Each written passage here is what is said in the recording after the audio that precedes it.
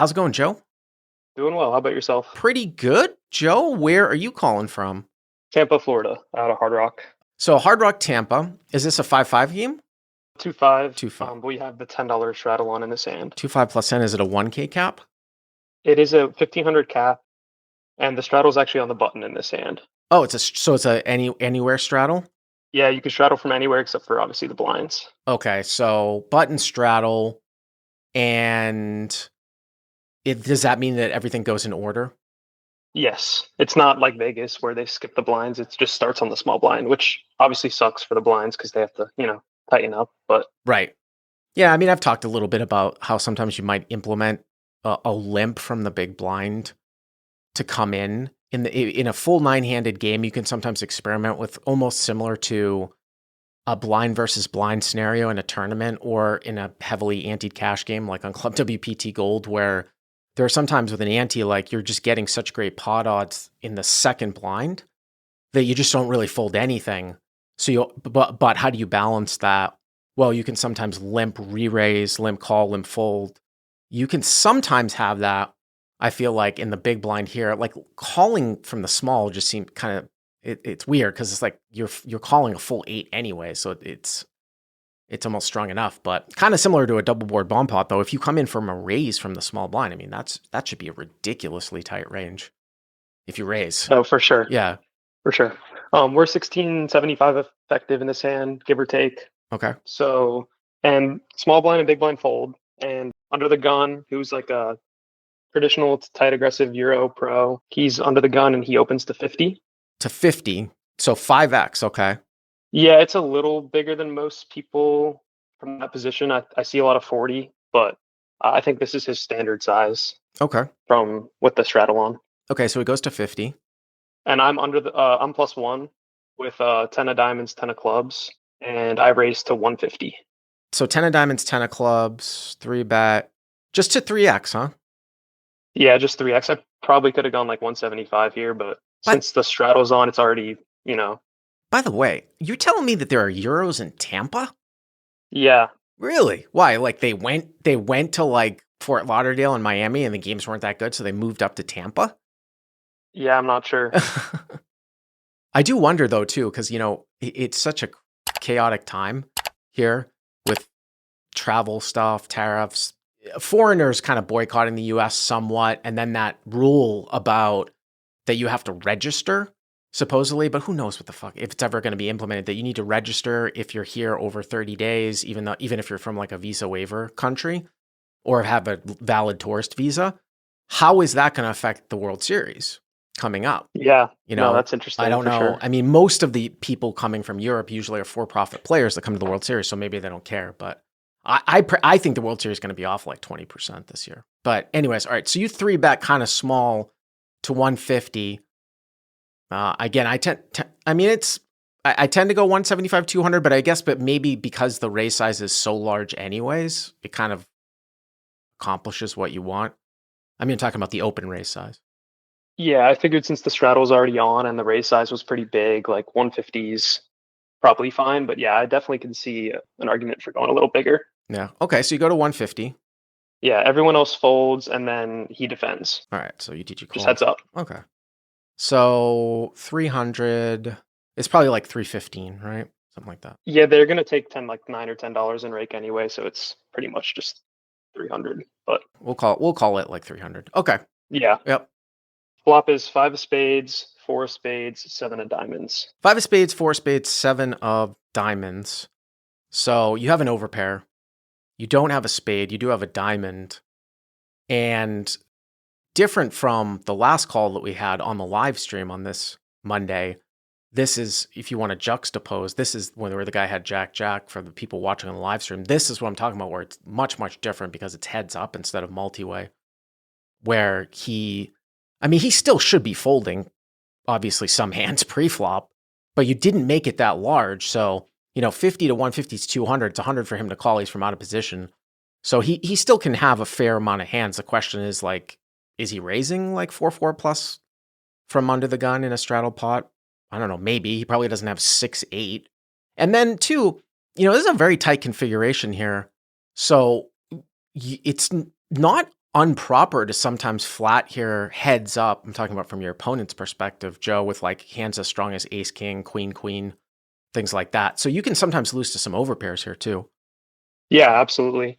I figured it was, a decent flop for me, but not the best. But he ends up checking, and I bet 125 here. So UTG checks, hero, 125. Let me ask you this question. Are you continuing to a check raise if he check raises you? I don't know if that happened, but Yeah, against this player, I would say yes. okay. Against certain players in the game, no. Right. The only reason why I bring that up is because if you are not going to continue to a check raise, sometimes the theory says you're supposed to take that class of hands and check behind with them. Obviously, you have protection type of need here with 10-10, and you can break that theory against very, very straightforward players. But if you're up against someone that's capable, sometimes you actually need to take that into consideration. But under the gun checks, hero 125, okay. Yeah, I did definitely think about that when I bet, but I figured this guy, he's kind of structuring his bluffs properly, and if he check raises here, which he actually does end up check raising to 425. Oh, he does, okay. Yeah, he could still probably have overs with a backdoor spade and just maybe some just flush draws in general. So UTG check raises to 475. 425. 425. Okay. So 125 to 425. You guys again are 1675 effective, which is important because if you call here, the pot's going to be like 11. I mean, it's going to be 1150, and you guys are going to have like just under one pot size bet, right? Like moving to the turn if you make the call. Well, I mean, I think that who could possibly have more stronger hands in this configuration? It's probably him, just because I would assume. Are you folding out fives and fours to a UTG raise, and you're usually not 3-betting them? But if he's opening like every pair and then defending because you're small sizing, he probably has more sets than you do. And then obviously there's bunches of hands though with a lot of equity against 10-10, right? Especially you don't even have 10-10 with a spade. So ace 3 of spades, ace 6 of spades, ace 8 of spades, those are all hands that are pretty much flipping with you with the overcard, if not like a slight favorite with two cards to come. Yeah, no, I definitely didn't love it when I got check raised, but Now, I don't know if he's going that far down and like finding check raises here with like queen jack, queen 10 of spades, things like that. Sounds to me like you called, right? Hero calls. yeah, I did call. So now we're at 1150. Yeah, the turn is an interesting one. It's the king of clubs. Someone said 7-6. That would be another possible hand too. 7-6 suited. King of clubs. All right. Well, I mean, that is a brick in the sense that it has no connection with the board. I will say though, if for somehow I was check raising king X of spades on the flop, if I was your opponent somehow, and again, you guys have what, like 1,000 left, something like that? Yeah, roughly. Yeah. I think I still just jam because like if you have, so say I had king jack of spades or king queen of spades or something like that, right? And actually I'd probably rather have like king 10 of spades so that you can have jacks and queens. But I mean, the money's going to get in anyways. And I feel like if I just jam, I'll get the call from you from the overpairs that you have, right? Like eights plus, eights and queens. So, I mean, a lot of guys kind of slow down, but you would slow down like if it was a deeper stack scenario. But with just 1,000 left, I think if you turn top pair here with a flush draw, especially if it's a king, it's a little bit different. Like if you had like king 10 and the turn was a 10, I'm talking about on a king. Oh, with now there's only one combo of king, king. I mean, if you have aces, you have aces. The money's going to get in anyways, So what does he do here? So he actually ends up checking, which Okay. I wasn't really expecting that. It was kind of weird. So UTG checks. I mean, you've got 10-10 here, right? The whole reason why you continued was because you thought he had enough draws, right? Right. And you've got less than a pot size bet. There's also like almost like 2/3 of the deck is going to be like very, very iffy If he checks here, first of all, if he was jammed this card, would you have called? I don't think so, no. Really? Because I put him on. Well, I put him on a lot of King X of Spades, and he could even have just had like Ace King with the Ace of Spades or Ace King with the King of Spades. Well, I mean, I suppose, but again, like I said, from my perspective, if I were him, I was betting those hands. I mean, there aren't that many King X of Spades. I mean, it's King 10, King Jack, King Queen. I kind of think that if I'm you, I don't think I check this back. I think you just put the money in. And that was my first question. Yeah, that was gonna be my first question for you because I did ask like a few I mean, what do you do? people, or I asked Like them in what's the Discord. point of checking back? Like, are you going to check back and then if the river's like, I don't know, like a offsuit jack and he jams, like, are you going to call? You know what I mean? Like, and that, so you just, and you're kind of in a guessing game too, because on the river, like there are some one-liners that come in that he might actually not have that might get some fold equity from you here too. So I think with one SPR at 1,000, I think I probably just put it in. And if he's got, if he's like sandbagging a set or something like that, I suppose more power to him. I don't know. Like if you're going to continue on the flop and you get a blank turn, I kind of feel like I would call to a jam. So if I was going to call, I'm probably going to bet and not give him a free card. Yeah. So what you think jamming here to get called by like the draws and maybe like 8s or 9? I mean, it doesn't. Yeah, but it doesn't even have. The jam doesn't even have to get called though. Like if he has a hand, if he has a hand that has some equity against you, like say he's got Ace 6 of Spades, right? So that's what, like 9, 12, 15. He's got, right, like 15 outs, and you jam. He's almost getting the right price anyways. But let's say that you could just price him out. You know what I mean? Or like 7-6, something like that. So what did the people, when you asked a bunch of people, what was the consensus? there actually wasn't really a consensus. I got a bunch of different answers. I did have some people say to jam turn here, Yeah. but a lot of people also like just checking back. But once he checks back, do you think it's safe to say he probably doesn't have a king, right? Well, I mean, not necessarily though, because a lot of people will play. I said I wouldn't play. Like, I don't think playing King X of Spades this way is probably correct because I thought that you were going to call off with all your overpairs because it is a brick.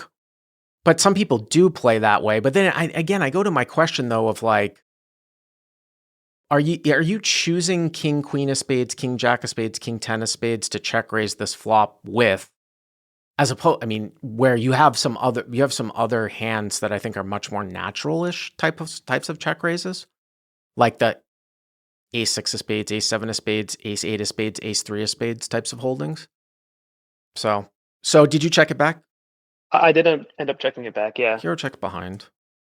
yeah. I wasn't sure. Like, I thought a lot of his bluffs would continue on the turn too, so I was a little thrown off by this. Honestly, after he checked turn, I thought he might have had a lot of like Jack Jack or Queen Queen. I mean, he could definitely be four betting Queen Queen pre-flop. I'm not sure. Yeah, that is also possible too, because we talked about having some overcards, him having some over pairs, right? Because it's a very, very tight configuration. It's just going to get, I just wonder though, like, again, if inevitably you're going to call off a lot of rivers here anyways, sometimes you can lead yourself to getting bluffed out of the pot here quite a bit. What's the river? The river is the 9 of Spades. Well, now I don't know what's going to happen, but now if he does jam or make a hefty bet, the things that you beat are some sort of constructed backdoor diamond bluff or like a hand like 7-6, something, or like 6-6 or something like that. Yeah, if he jammed here, I would have probably just folded, but he actually ends up checking again. Oh, okay. So UTD checks again. Yeah, and obviously, like the obvious play here would probably be just check back because I have showdown value. But like for some reason, my read live was that he really probably just had Jack Jack or Queen Queen. Wait a minute. You're thinking about turning your hand into a bluff here? I am thinking, yeah. I don't know, man. I don't know if your hand is like needs to be turned into a bluff to specifically get Jack Jack and Queen Queen to fold. Yeah, you're probably right. I mean, and that's what a lot of people also told me, which definitely makes sense. I do have a lot of showdown value. I don't think I need to turn my hand into a bluff, but like the only hands that I feel like I really lose to at this point are Jack, Jack, and Queen, Queen. So in my mind, I guess at the time, this is probably flawed logic, but like at the time, I was like, well, what's the risk here? Like, what am I going to get called by that I Well, don't? I mean, if you know he's always folding queen, queen, and jack, jack, then okay. But do we always know that? I mean, again, like how many suited hands in a very, very tight configuration do you have? I mean, sure, you've got like, ace, some probably like ace 10, suited plus that might play this way, but it's still not that many because it's such a tight configuration of UTG plus. The tighter the configuration, I would say probably the less suited types of holdings that there just are in general, right? Going all, because you probably fold like ace 6 suited, right? From +1 Yeah. to a raise, right? I would check behind, but you ripped it? Yeah, I did end up ripping it. Wow. I know it's crazy. I don't know why. I just really thought that he might have had a lot of Jack, Jack, and Queen, Queen. And I thought that if he did, he probably would fold. So I jam, it's about pot, and he starts tanking for like 45 seconds, maybe a minute. And I'm feeling pretty good about my read at this point. And then he does flick in the call, but he doesn't have Jack, Jack, or Queen, Queen like I expected. He actually has 9-9. Oh, so he rivered a set He rivered a set. and he checked the river. Wow. Mm-hmm. That's interesting. It was. That's so wow. And he almost, well, you're saying that he took a long time with it. So you're saying that maybe he would have folded queen, queen. I think he would have. Yeah, he kind of tanked for like a minute. It's interesting from his perspective here too, with less than a pot size bet left, what he should do on this river after he checks turn. What should he do on the river? Because how many flush, I mean, I suppose you have some flush draws. Yeah, for sure. Some. But, how many do you have? But then the question, but the issue though is that he probably has more than you do, and it's such a bad card for you. Will you call? So should he like block river for like 400 or something to get a crying call from you? Because most, like 99 out of 100 times that people with your hand just going to check it behind, right? Yeah, and I would, I think most of the time. I don't know really what I was thinking like in this exact moment, but like for some reason I got the urge to, like I thought that I was behind a lot of times here to Jack, Jack, and Queen, Queen, and I was like, well, I think he's probably going to fold those hands. So I did take like a really unorthodox line here, which after talking to a bunch of people, they said, yeah, you just have a ton of showdown value. I really think there's no need to turn your hand into a bluff here. So this is again one where I don't know off the top of my head, because again, this is a special type of setup with a 3 blind type of scenario, like in solver land. How often 9-9 in theory gets check raised here on 7-4-5? Obviously, it's a hand from your opponent's perspective. Obviously, it's a hand that needs some protection. It can turn some backdoor straightening types of hand. It's not like you bet like 50 into 300. Like you went 125. I don't think it's the most orthodox. He didn't have the 9 of spades either, right? He's got a naked 9-9. Well, no, he doesn't because the 9 of spades came on the river. Oh yeah, the 9 of spades is on the river, so right. Yeah, obviously. So, I mean, and then sometimes when you go down that line, you choose to do it when you have the flushing card in your hand.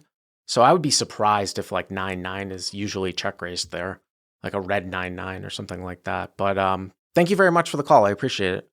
Yeah, thanks for the feedback, Bart. Appreciate it. So, sorry, UTG had 9-9 and he checked the river. I personally, like I said, I would have jammed turn. I assume the guy with 9-9 would have folded. Not that again, that doesn't really, that's not why we're doing it. It's just the whole thing with equity and not giving off the reverse free card.